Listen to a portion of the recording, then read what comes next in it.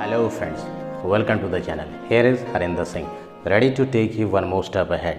Friends, जैसा कि आप जानते हैं लास्ट वीडियो में हमने ग्रामर की कुछ बहुत ही बेसिक चीज़ों के बारे में जाना था, जैसे कि वर्णमाला को हम अल्फ़ाबेट कहते हैं, उसमें लेटर्स का जो विभाजन होता है वो कौन कौन से आधार पर होता है। फ्रेंड्स, अक्षरों को जोड़कर शब्दों को जोड़कर वाक्य का निर्माण करते हैं। वाक्य मुख्य रूप से 3 प्रकार के होते हैं: प्रश्नवाचक, साधारण वाक्य और नकारात्मक। अभी इन्हीं 3 प्रकार के वाक्यों को सीखने की हमें ज़रूरत है। आने वाले समय में किस किस प्रकार के और कितने प्रकार के वाक्य होते हैं ये भी हम आपको बताएंगे, और भी कई प्रकार के वाक्य होते हैं। प्रश्नवाचक वाक्य को हम अंग्रेजी में कहते हैं इंटरोगेटिव सेंटेंसेस, साधारण वाक्य को हम कहते हैं एफर्मेटिव, और नकारात्मक वाक्य को हम कहते हैं नेगेटिव सेंटेंसेस। ये 3 प्रकार के वाक्य आपको भाषा के हर एक विषय में मिलेंगे, और जिस विषय से हमने आपके इस ग्रामेटिकल पोर्शन को शुरू किया है वो विषय है काल। काल को हम कहते हैं टेंसेस।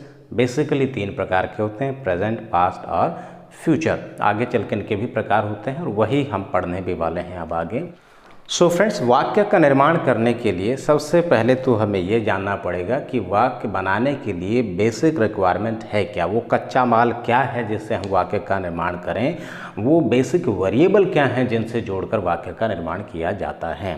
तो चलिए आज हम उन्हीं चीज़ों के बारे में पढ़ लेते हैं। फ्रेंड्स देखिएगा, वाक्य का निर्माण करने के लिए जो सबसे पहली और ज़रूरी चीज़ होती है फ्रेंड्स, वो होता है सब्जेक्ट।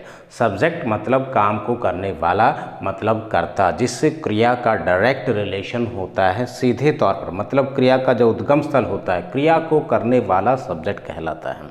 अगर मैं कहूँ कि पंखा चल रहा है तो यहाँ पर कौन चल रहा है?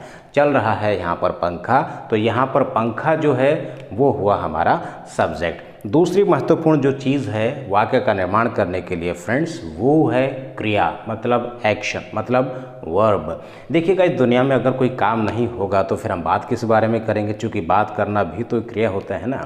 जैसे कि मैंने कहा कि वे दौड़ रहे हैं, तो यहाँ पर जो इस वाक्य में हमारी क्रिया है, जो वर्ब है, वो है दौड़ना। वे क्या कर रहे हैं? दौड़ रहे हैं। दौड़ना हुई हमारी क्रिया। तीसरी महत्वपूर्ण जो चीज़ है वो है ऑब्जेक्ट। ऑब्जेक्ट मतलब वो वस्तु जिसके ऊपर कार्य हो रहा है। देखिएगा, अगर सब्जेक्ट को आपने अच्छे से समझ लिया है तो ऑब्जेक्ट को समझना काफ़ी आसान हो जाता है। सब्जेक्ट मतलब विच जनरेट्स एक्शन, ऑब्जेक्ट मतलब विच रिसीव्स एक्शन। क्रिया को जो ग्रहण करता है उसको हम ऑब्जेक्ट कहते हैं। जिसके ऊपर क्रिया का प्रभाव पड़ता है, जिसके ऊपर कार्य हो रहा है, उसे कहा जाता है ऑब्जेक्ट। एक और महत्वपूर्ण चीज़ हमें चाहिए है वाक्य का निर्माण करने के लिए, और वो है सहायक क्रिया।